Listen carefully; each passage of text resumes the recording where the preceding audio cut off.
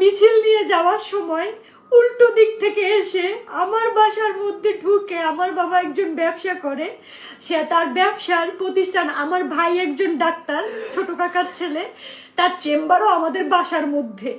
এই চেম্বারের মধ্যে ঢুকে আমাদের পুরো ভাইরা চুইরা কিচ্ছু রাখে নাই, আমার কাকাকে খুঁজতেছিল, আমার ভাইকে খুঁজতেছিল, মানে এরা কোথায়।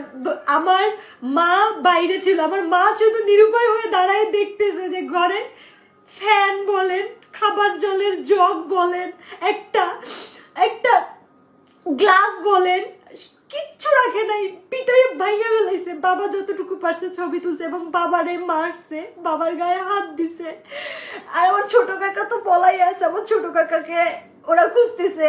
মানে আমরা কতটা নিরুপায় আজকের এই ছাত্রদের কারণে। আমরা